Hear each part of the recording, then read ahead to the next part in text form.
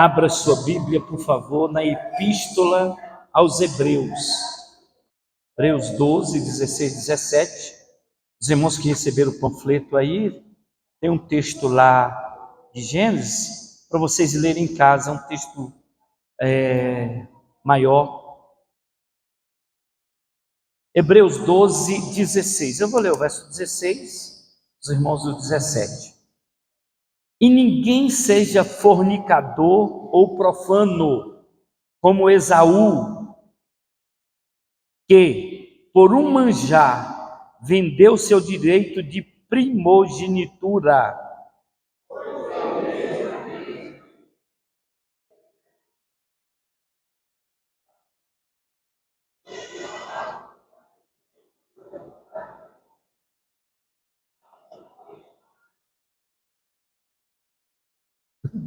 Vamos ler de novo? É porque nossa versão aqui é revista e corrigida. Mas os irmãos têm revista e corrigida?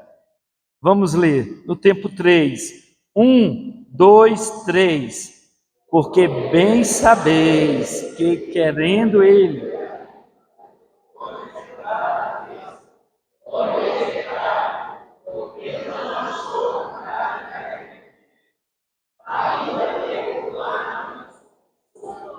Amém. Agora sim. Tome seus assentos, por favor. Glória a Deus. Está conosco o setor 1, sob a coordenação do pastor Elmar Chaves, dirigente lá da congregação do Jardim Roriz. Nós já estamos aqui vendo os dirigentes. São bem-vindos, irmãos. Se isso é verdade, diga amém. Conosco também, sempre conosco, sempre em integração. Os irmãos do Centro de Integração, façam assim. Olha aí, é o tanto. Glória a Deus. Deus abençoe vocês, em nome de Jesus. Aleluia. Meus queridos irmãos, nós temos, quantos psicólogos nós temos aqui? Psicólogos. Jeane, tem mais alguém? Hoje eu vou falar sobre família disfuncional. O que é uma família disfuncional? É uma família que não cumpre suas funções básicas de criação e desenvolvimento dos seus membros. Em outras palavras, é aquela que é caracterizada pela distorção de valores. Essa família aqui, da qual Esaú e Jacó faziam parte, era uma família disfuncional. Como diz o mineiro, é uma família com problema.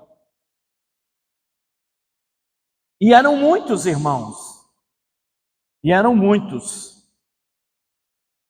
A família patriarcal, e quando eu falo de família patriarcal, eu falo Abraão, Isaac e Jacó. São um exemplo de família disfuncional na Bíblia.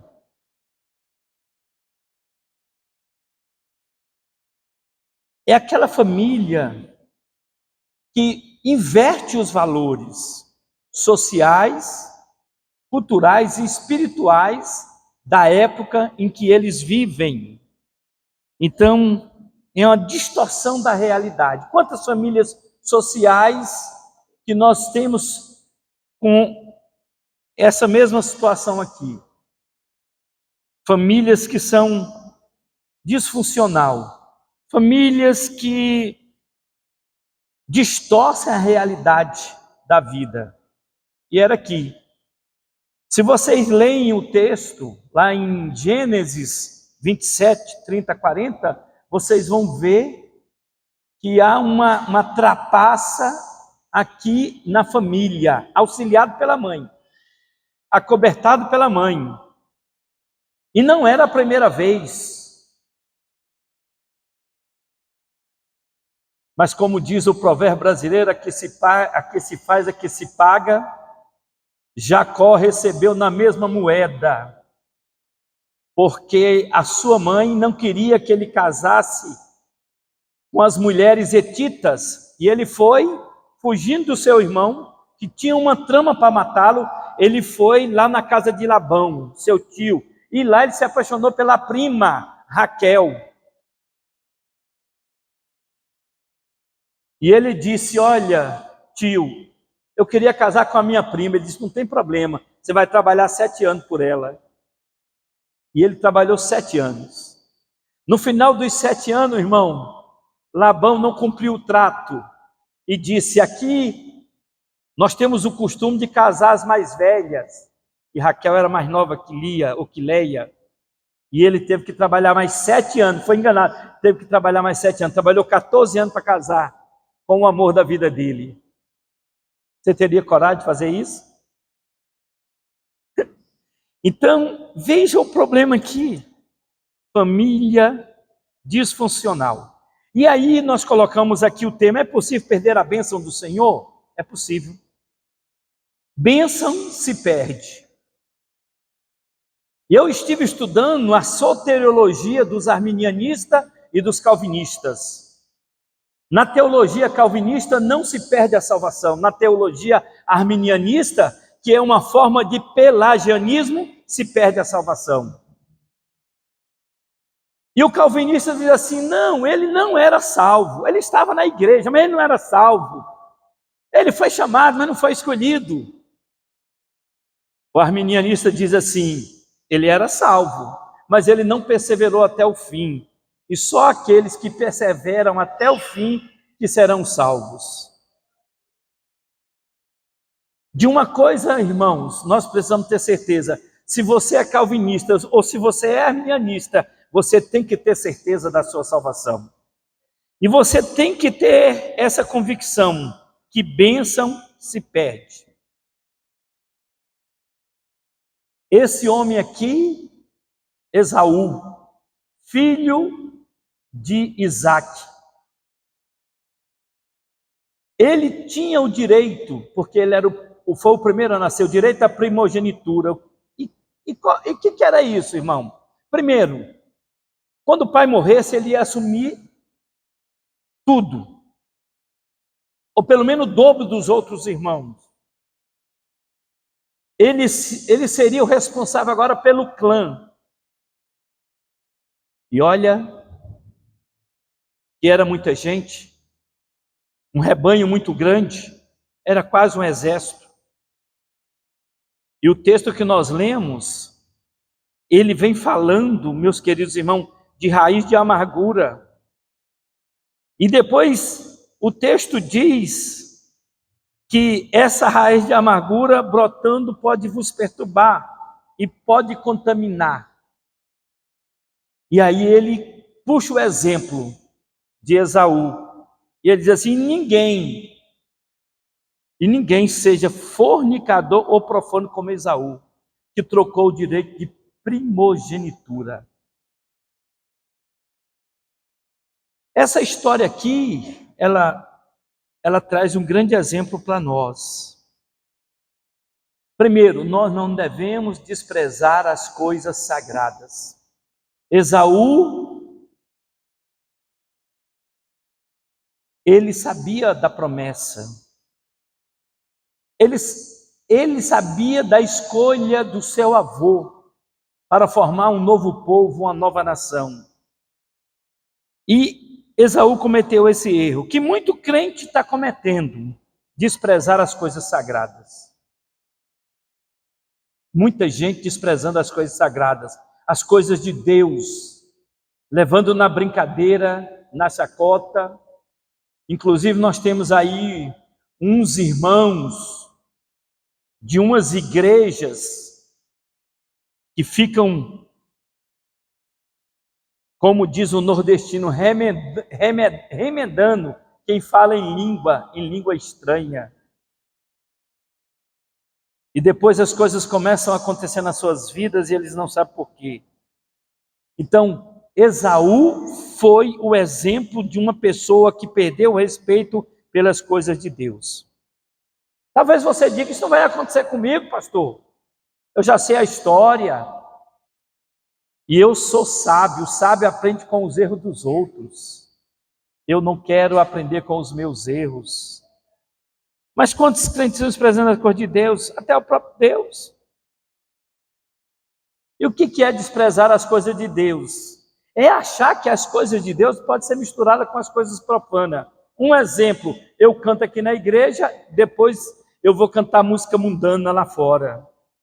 Eu venho para o culto, mas depois eu vou para a balada.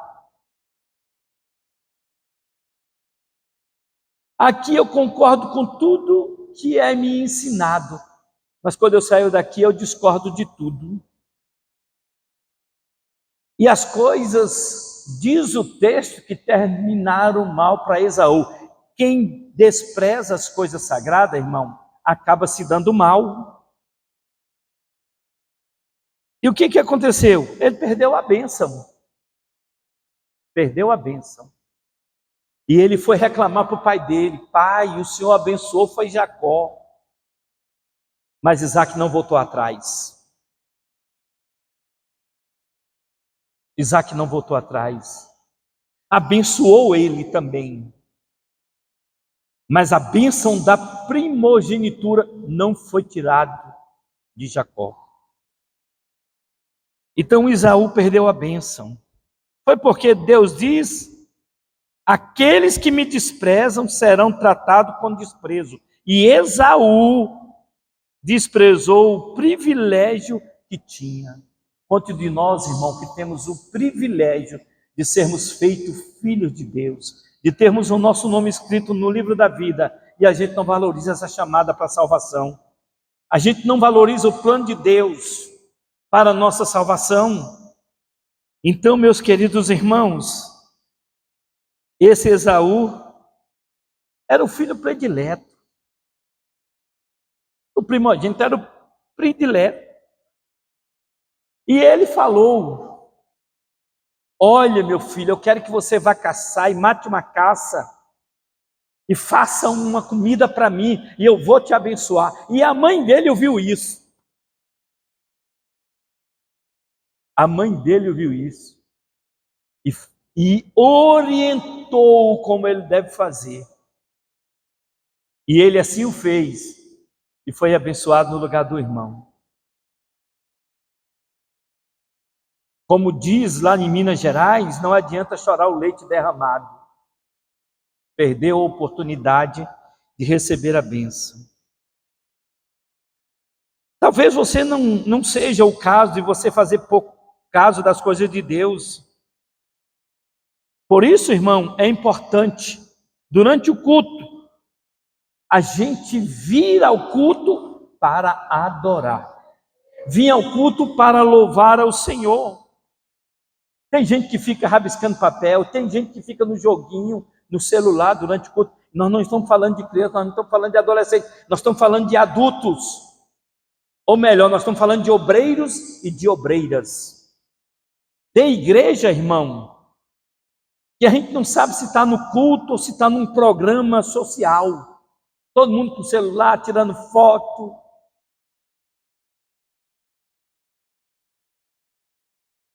E a gente começa a reunir, achar que está tudo certo. A gente achava um absurdo quando tinha os cultos de membros na Assembleia de Deus Ortodoxa. A Assembleia de Deus de Raiz não deixava entrar pessoas que não eram crentes ou não estavam em comunhão. Há uns dias atrás nós achávamos esquisito, homem de um lado, mulher de outro. Hoje sentamos tudo junto. E aí os jovens sentam junto, daqui a pouco estão trocando línguas durante o culto. Falando em línguas durante o culto. Línguas estranhas. Não espera nem o culto terminar. Aproveita o momento do culto, que é o momento de louvar a Deus. É o momento de glorificar o Senhor. E aproveita esse momento para fazer outras coisas. E pastor, e tem. Cuidado para não terminar mal como Esaú, perder a bênção. E é por isso, irmão, quando eu chego em casa, a pessoa me liga: pastor, o que é terça-feira mesmo? Ele não lembra dos avisos, ele não lembra do cartazinho que foi colocado no projetor de multimídia. Não lembra por quê? Ele estava conversando, estava alheio. Então, não despreze as coisas sagradas.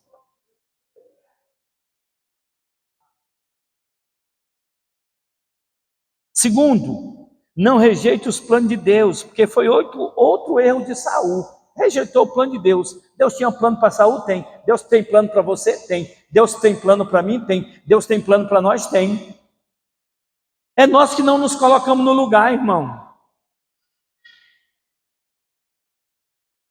É nós que não nos colocamos. Isaú sabia que Deus tinha um plano. E o plano era para a família patriarcal. Ele era o camarada escolhido. O seu avô saiu de Arã para Canaã.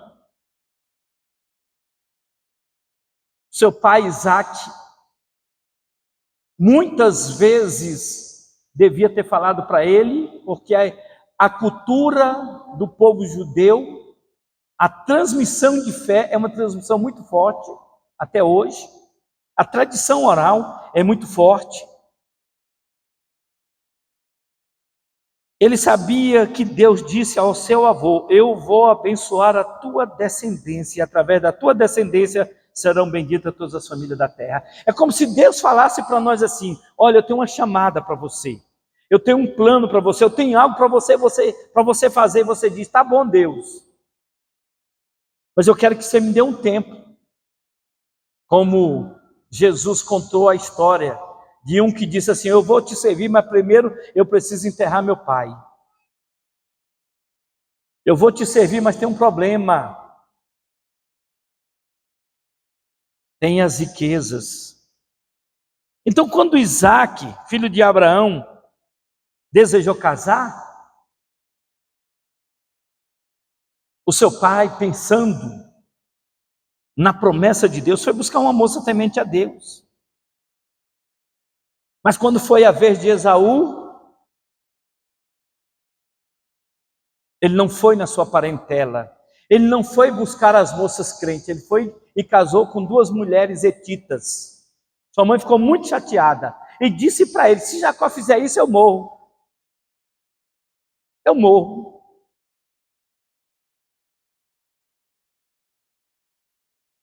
Jacó não fez, porque precisou fugir e se esconder do seu irmão. Então não rejeite os planos de Deus. Não rejeite os planos de Deus. Como é que eu rejeito o plano de Deus, pastor? Fazendo pouco caso. Mandando Deus, né? Quem sabe, quando Deus aparece a Abraão e fala com Abraão, Abraão fala assim: Senhor, escolhe outro.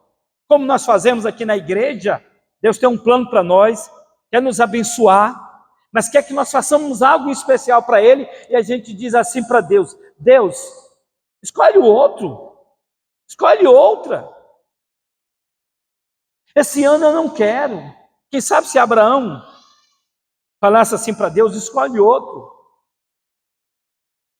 Eu não quero fazer parte desse plano. É porque é isso que nós falamos para Deus, irmão. Eu não quero fazer parte do plano de crescimento da tua obra. Eu não quero fazer parte. E nós falamos isso, irmão, com as nossas ações. Quando nós não ajudamos, quando nós não cooperamos, quando nós nos escondemos. Igreja. E tem gente que diz assim: eu gosto de congregar a igreja grande. Sabe por que é bom congregar a igreja grande? Porque você se esconde. Igreja pequena não, se você faltar, terminou o culto, o pastor te liga: ô meu irmão, senti a sua falta na igreja. Agora igreja grande, aí a igreja grande, a obrigação que é de todos acaba sendo de ninguém, que a gente passa a bola para o outro e diz assim: não, pastor, o João, o João, o carro dele é mais novo que o meu, o João fala melhor do que eu, a mulher do João é do circo de oração, escolhe o João. Como se nós quiséssemos ensinar Deus a trabalhar. Então Deus quer usar a sua vida. Deus quer usar a minha vida. Ele tem os planos. E muitas das vezes nós rejeitamos o plano de Deus. E é muita gente, irmão. Nós não falamos para Deus: Deus, não, eu não quero não, Deus. Nós não falamos isso para Deus, não. A gente diz isso para o anjo da igreja, a gente diz isso para o nosso líder. E a gente diz todo dia, irmão. A gente canta que pode me enviar, a gente vai nem na congregação. 80% aqui da igreja, irmão, não não conhece todas as congregações, pode conhecer uma ou outra, mas não conhece. Tem gente aqui que nunca foi na nossa igreja em Água Fria, tem gente aqui que nunca foi na nossa igreja lá na Vista Bela, tem gente aqui que nunca foi em São João da Aliança, tem gente aqui que não sabe nem onde é a nossa igreja de Formosa.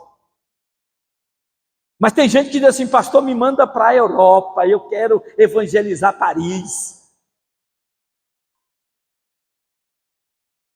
Agora tá fácil, vocês vejam aí, ó, a amizade do Brasil com a França. Ninguém quer ir para o Afeganistão, mas quer ir para os Estados Unidos. Então, Deus olha para nós e Ele nos diz: você é um ganhador de alma. Diz: eu, Senhor, sou não, eu não sou obreiro. Você é uma ganhadora de alma. Não sou não, eu não sou obreira. Como se nós precisássemos de um cargo para fazer as coisas. E tem muita gente que precisa, irmão. E é assim: se tem o cargo, chega no horário. Se tem o cargo, dizima. Se tem o cargo, congrega. Se não tem, some.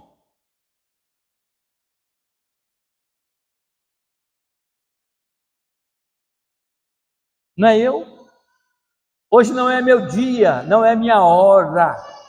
Cada um com o seu gueto, cada um com o seu quadrado, cada um com a sua tribo. E você, veja isso, é isso que acontece.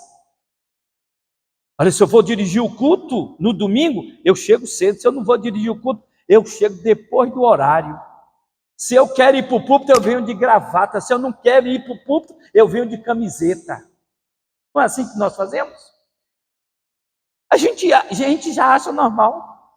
A gente diz assim: eu não vou de camisa social, porque o pastor não vai me chamar para o púlpito. Ele vai olhar para mim, eu estou dizendo para ele a minha linguagem: eu não quero subir no altar hoje. Talvez fez alguma besteira durante o dia ou durante a semana, ou está com raiva de Deus, está chateado com Deus.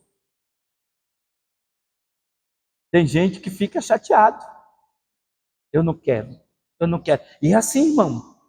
Quando a gente não quer, a gente dá birra, a gente quer punir Deus. Eu não vou, Senhor. É igual o Jonas: eu não vou para Nínive, eu vou para Tarsis.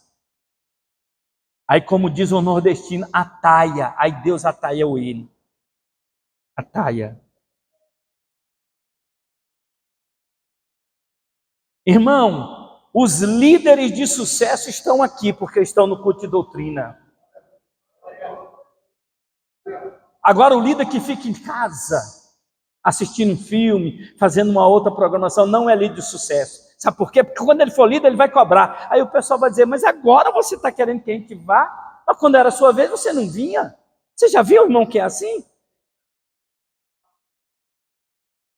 Ó, irmão, agora eu vou pregar, eu quero que vocês dão glória a Deus, viu? Eu não dei glória a Deus, mas eu quero que vocês dão glória a Deus agora. Porque eu vou falar.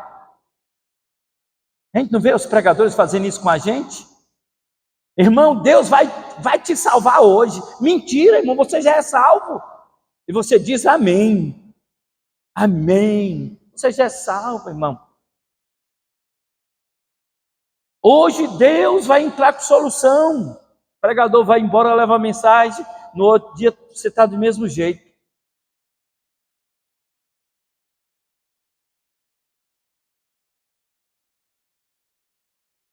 Então nossas crianças, nossos pré-adolescentes, nossos adolescentes, nossos jovens, os homens, as mulheres dessa casa, vão fazer a diferença. Eu não conheço ninguém que é um bom líder, é um bom obreiro, que não é aluno da escola dominical e frequenta o culto de doutrina. Eu não conheço. Porque quem não senta para aprender, não sabe ficar em pé para ensinar. Tem dificuldade. Quem tem dificuldade de obedecer, irmão, vai ter dificuldade de comandar. Então, meus queridos irmãos, não rejeite os planos de Deus. Deus tem um plano? Tem. Faça parte dele. Não estou falando aqui somente a respeito da chamada geral para a salvação, mas da chamada específica, do trabalho que Deus tem para desenvolver através de nós, irmão. Deus conta conosco nessa última hora.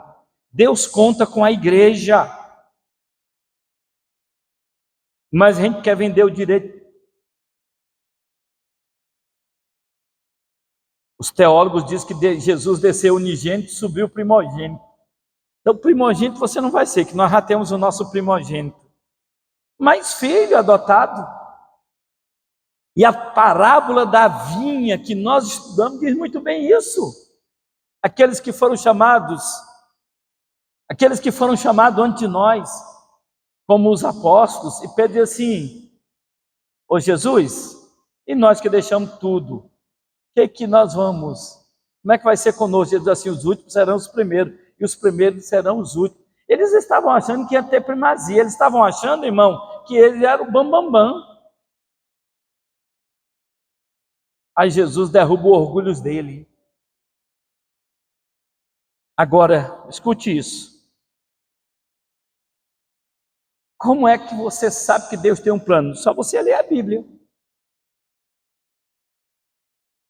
Quando eu congregava aqui na ADEB, meu professor de escola dominical, diácono da igreja, ele falava para mim: olha, Deus tem um plano na sua vida. E eu acreditei, irmão, que Deus tinha um plano na minha vida e estou aqui hoje. E se eu falasse assim: você está falando isso porque você é meu amigo. Você está falando isso porque você quer me agradar. Você está falando isso. Não, irmão. E aí, nosso irmão Cirinésio, quando a gente se encontrava, e eu falava para ele: você lembra que você dizia para mim que Deus tinha um plano na sua vida? Lembro. Pois é, era verdade. A gente tem que acreditar, irmão, que Deus tem seus planos para nós. Senão Ele não nos teria salvo. O investimento de Deus, irmão, é muito grande na nossa vida. Então a gente precisa valorizar o plano de Deus, a chamada que o Senhor tem para nós, aquilo que Ele nos coloca para fazer. Não faça de qualquer jeito, não faça meia boca não, faça com excelência, porque você está fazendo para Deus. Então Deus olha para nós, irmão. Ele diz: aqui está o líder. Eu não sei se os irmãos olham com os olhos que eu olho. Quando eu vejo as crianças aqui na frente, eu sei quem vai liderar, eu sei quem vai ser liderado. Eu vejo os meninos que tomam a iniciativa. E olhe, esses meninos aqui na igreja, quando vão lá para fora, para a escola, para os eventos lá fora, eles tomam a direção também. É isso que tem que fazer. É líder aqui, chegou lá: professora, a senhora deixa eu fazer uma oração? Professora, posso ler a Bíblia? Tem que tomar uma iniciativa. Fica lá olhando uns para a cara dos outros. Vai num culto que não tem crente, faz só você de crente, para você ver lá a família perdida, e você tem um ministério profético da palavra. Deus colocou a palavra no seu coração, na sua boca, e você fica lá: estou com medo. E Deus quer que você fale, que você se identifique, que você diga ao povo: tem que comprar o passaporte. Como disse aqui o pastor Peniel Pacheco, tem que comprar o passaporte. Comprar entre aspas, que é pela graça que nós somos salvos. Não vem de vós, é dom de Deus, não vem das obras. Então não rejeite o plano de Deus. Faça tudo que Deus te mandar fazer, mesmo que você não concorde. Se foi Deus que te mandou, não, mas isso aqui, mas foi Deus que mandou.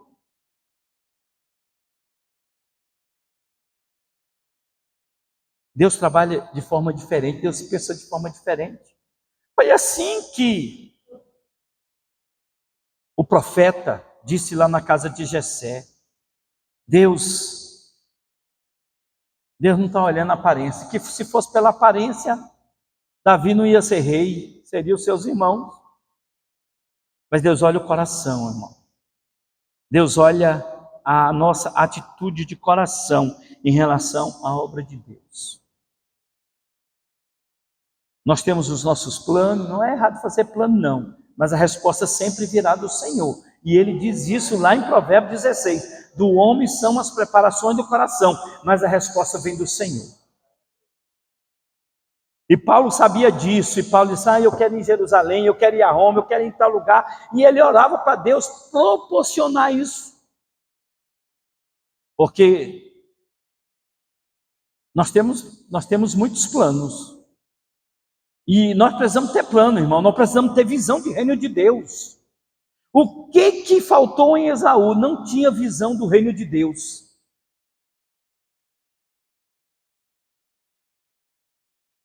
Não tinha visão. Nós precisamos ter visão do reino de Deus. Então essa família disfuncional, que é caracterizada pela distorção da realidade, a mãe. Aí você via as preferências, né? O pai gostava de Esaú, mas a mãe gostava de Jacó. Num período patriarcal, irmão, onde a mulher era um objeto. Era um objeto. Ela conseguiu realizar essa trama. E daí surgem duas nações. Jacó recebeu a bênção, a nação judaica.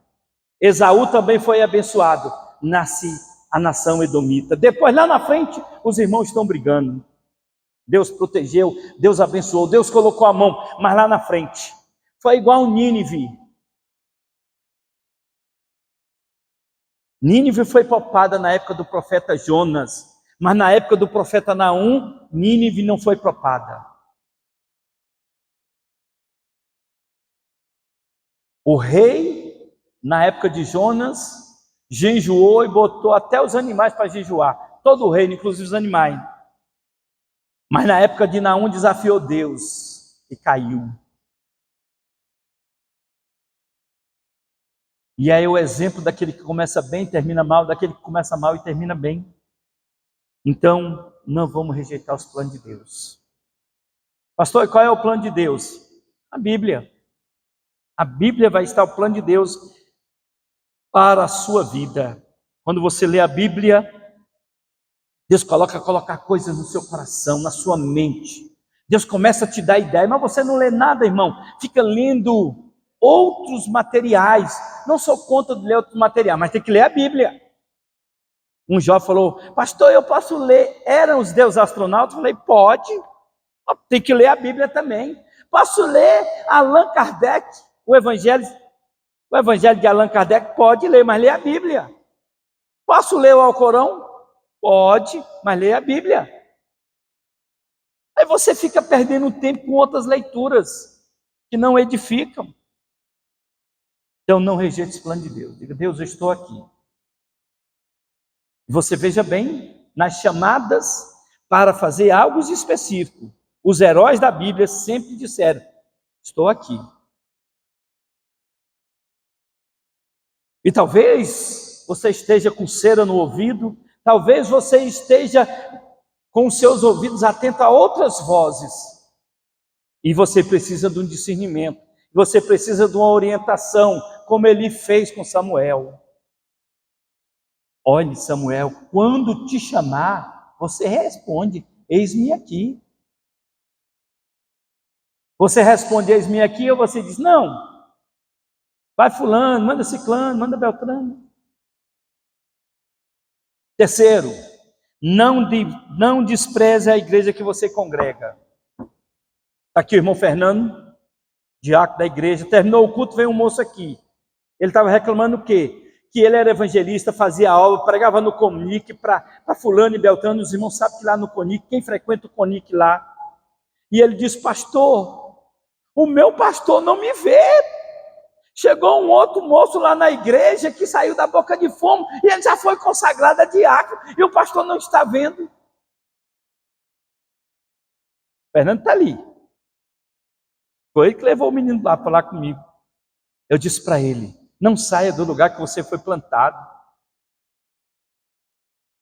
E aí eu falei da parábola da vinha, que é uma resposta de Jesus à pergunta de Pedro. E nós que te deixamos? E nós que deixamos tudo e estamos te seguindo? O que vai acontecer conosco? Então não despreze a igreja que você congrega. Não queira cuidar da lavoura de outro. Cuide primeiro da sua lavoura. Às vezes a gente quer discipular o membro da outra igreja e não discipula aqui. Às vezes nós queremos visitar a pessoa de outra igreja que está enferma, mas quando daqui fica doente. Então a gente tem que tirar um tempinho. Tira um tempinho, irmão, para você orar pelo seu irmão, que você sabe que ele está passando por uma necessidade, que você sabe que ele está com um problema, com uma situação adversa. Discipule ele. Converse com ele, olha, posso fazer alguma coisa para te ajudar? Se ele abrir o seu coração, não. Então eu vou orar por você, para Deus colocar pessoas no seu caminho para abençoar. Jesus discipulou e mandou discipular também. Ele disse, ide fazer discípulo. Você está sendo cuidado? Estou. Então começa a cuidar de alguém. Deus não disse a Abraão, eu vou te abençoar e tu serás uma bênção. Nós somos abençoados para abençoar. Nós somos discipulados para discipular. Nós somos ensinados para ensinar. Não despreze os compromissos. Pegou emprestado, devolva. Comprou, pague. Sujou, limpe. Porque você é servo de Deus e servir é uma honra. Olha, tem gente aqui que se pegar um copo de água, o pregador cai a mão, irmão. Ele acha que ele é tão importante que ele não pode pegar um copo de água. Um dia desse eu fui pegar um copo de água, uma pessoa disse, deixa que eu pego, o pastor falou assim, não impeça de eu receber meu galardão. Nós estávamos numa congregação, tinha uma irmã lá, quando terminou o culto, ela disse, pastor, o senhor pode me levar em casa? Falei, vamos, foi eu, minha esposa. Se eu estiver sozinho, ela ia perder a carona. Ela ia ficar só na murmuração. Mas que pastor ruim, não me deu carona. Como é que eu ia vir com ela sozinha no carro? Mas eu estava com a esposa. Aí quando chegou perto da casa dela, ela disse, me deixa aqui, tá bom. Eu falei, não, você está impedindo de eu receber meu galardão. Vou te deixar na porta e só saio daqui quando você entrar. Irmão, imagine. Você deixa na rua, da rua até a casa acontece alguma coisa. E você sabendo que poderia andar mais 20 metros, 30 metros. Então não despreze o compromisso. A gente quer ficar fazendo compromisso com outras igrejas. Faça compromisso com a sua igreja. Quando sobrar tempo, se você for convidado, aí você abençoa os outros. Aí o que aconteceu com Esaú? Esaú desprezou. Não valorizou. Imagine, irmão, Esaú, se tivesse uma igreja, se ele fosse membro aqui da videira, vocês acham que ele viria no culto? Pastor, eu quero um gabinete, o senhor tem que disciplinar minha mãe e meu irmão. Meu pai, eu estou com tanta raiva dele que eu pudesse, eu dava uma peia nele. O que foi, Esaú?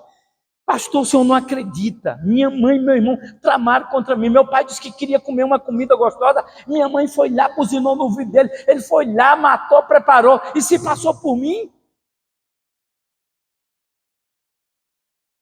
Aí o pastor Laerte, ô Esaú, ele não estava chegando, não. Não, ele já estava velhinho, não estava vindo mais nada, não. Mas você não é peludo, é? Minha mãe botou um negócio nele assim, que meu pai passava a mão nele, pensava que era eu. Se o senhor não disciplinar ele, eu vou mudar de igreja.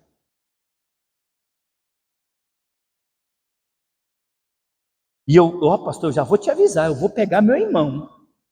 Eu vou arrebentar com ele no pau, vou dar-lhe uma taca tão grande, para ele não enganar mais ninguém.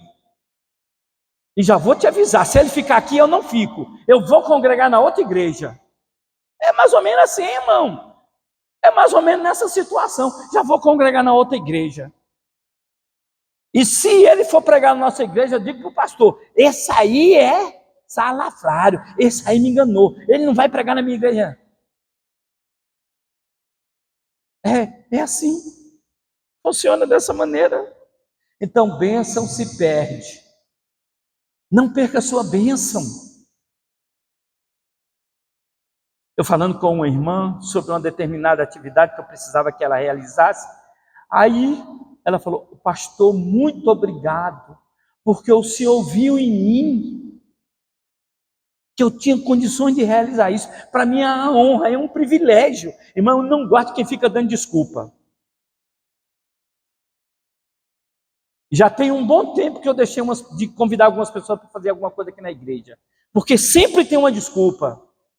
Eu não vou, pastor. Olha, dia 6, dia 7 vai ter a cantata, eu vou ficar doente. Não vou poder ir. Não vou. Terça-feira que vem eu estou pensando que eu vou pegar dengue. Porque todo mundo lá em casa já pegou, não peguei, eu vou pegar dengue. É desse jeito, irmão. Sempre está dando desculpa para fazer as coisas do Senhor. Agora, quando não são as coisas do Senhor, estou aqui, pronto, opa, aqui ó, voluntário, estou aqui.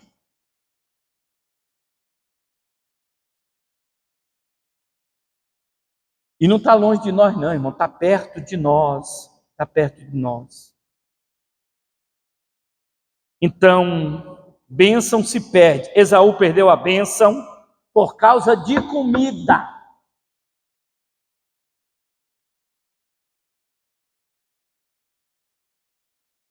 Irmão Souza, sempre quando ele faz uma comida gostosa, ele fala assim: esse guisado aqui está gostoso. Aí eu lembro de Jacó, que comprou a primogenitura pelo um guisado, pelo um prato de comida. É porque ele não comeu a comida da irmã Lina ainda. Se ele comesse a comida da irmã Lina, aí sim valeu a pena.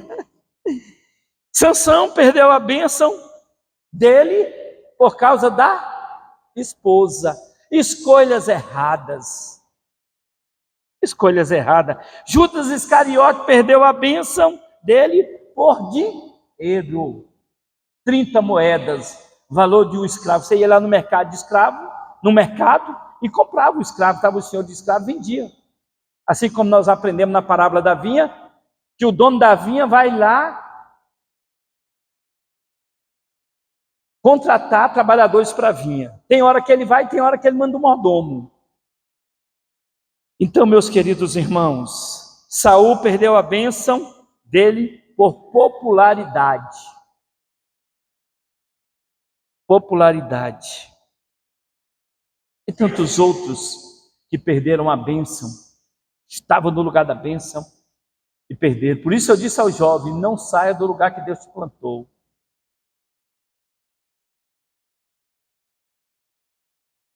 Irmão, porque quando não vem a resposta de Deus para a nossa oração, a gente fica igual João Batista na prisão.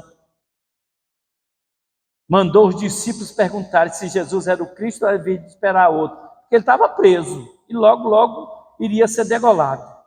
És tu o Cristo ou haveremos ainda de esperar outro? Viu, irmão, presenciou a manifestação da Trindade no batismo de Jesus. Mas quando a gente está assim, quando a gente está na prova, irmão, a gente fica sem rumo assim. Será que eu tenho chamada? Não sei o quê.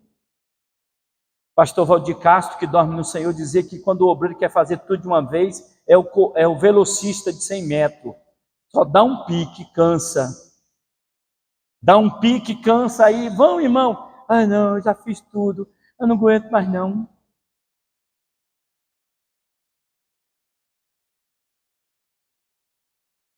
O animal mais veloz da selva africana, o jaguar, ele dá um pique. Quando ele consegue alcançar a caça, às vezes não consegue matar a caça. Ele dá o pique e cansa. Aí chega lá, tá igual os ciclistas aqui da igreja, né? Colocando o coração pela boca. Tá igual o jaguar. Aí o jaguar não consegue matar a presa, e a presa vai embora. Aí o que a gente fala, nadou, morreu na praia. Correu, se cansou. Então a palavra de Deus, irmão, está dizendo para o nosso coração: cuidado, bênção se perde.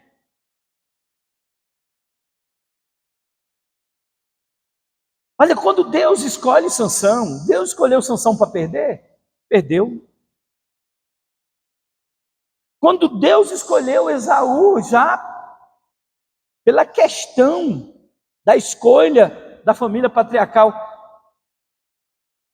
Deus tinha um plano, Deus tinha um projeto. Mas aí eu me dou ao luxo de dizer, não quero, não concordo, não estou satisfeito, quero isso. Esaú é uma das personagens mais trágicas da Bíblia. Por quê? Era um obreiro descuidado, era um líder descuidado, era um líder, irmão, que gostava só de caçar, era caçador, exímio. As outras coisas ele não é assim? Muitas das vezes nós focamos só numa área.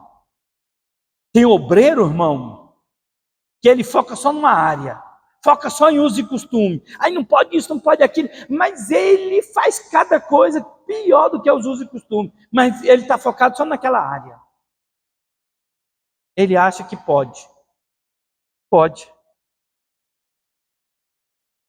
Então, você que tem uma bênção sobre a sua cabeça, tem uma bênção sobre o seu nome, tem uma bênção sobre a sua casa, não colabore para você perder a sua bênção.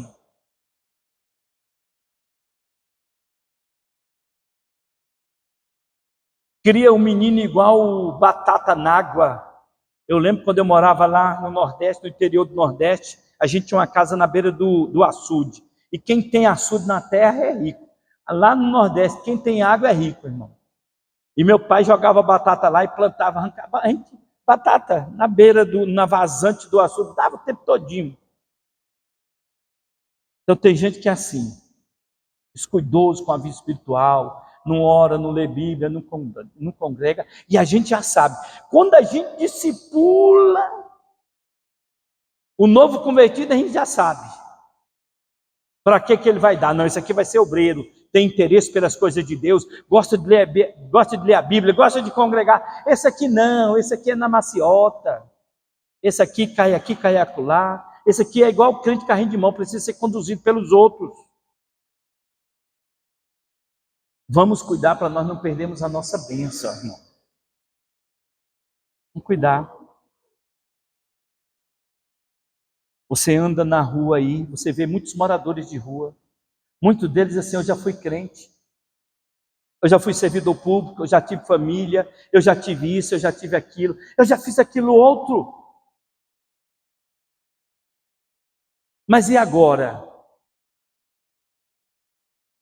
Agora não está fazendo mais nada. Agora está aí, não, eu estou aqui, eu estou desanimado com tudo, com a vida, eu estou esperando qualquer hora eu morrer. E Deus quer nos renovar, irmão. Deus quer nos fortalecer. Então vamos seguir aqui a orientação bíblica do autor da Epístola aos Hebreus. Porque, no verso 17 diz assim, porque bem sabeis que, querendo ele ainda, depois de herdar a bênção, foi rejeitado. Ele depois se arrependeu, não, eu quero, agora eu quero minha bênção, agora eu quero ser o primogênito, agora eu quero ir. O pai dele, não, meu filho, passou a sua vez. E por quê? Porque não achou lugar de arrependimento, estava com remorso. E chorou, o caçador, o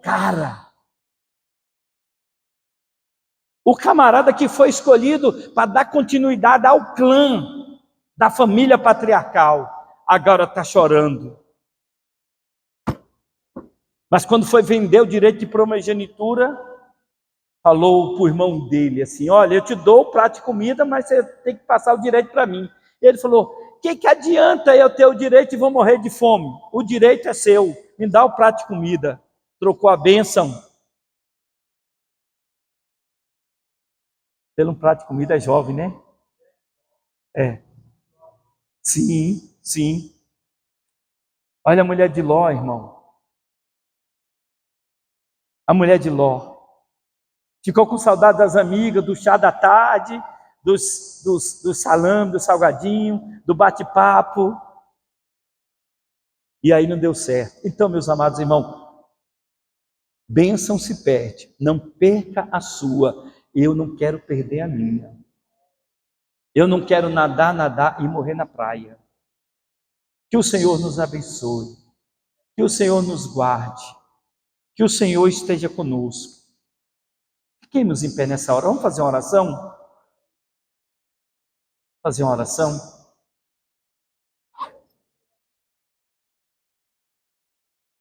Nessa oração nós vamos pedir ao Senhor misericórdia, que Ele continue guardando, nos guiando, nos abençoando, nos livrando.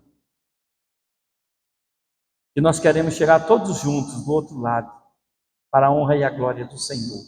Feche os seus olhos, nosso Deus e nosso Pai, nós te louvamos por essa noite, pela vida de cada pessoa presente aqui. Abençoa, que não sejamos profanos, Senhor, como Esaú, que a nossa família não seja uma família disfuncional, Senhor, mas que seja uma família funcional, uma família que crê, que acredita, uma família que trabalha em prol, Senhor, da Tua obra aqui na terra. Meu Deus e meu Pai, nos guarda do perigo iminente, da situação adversa que nós não podemos controlar. Deus, abençoa, abençoa, abençoa, continua conosco, Senhor.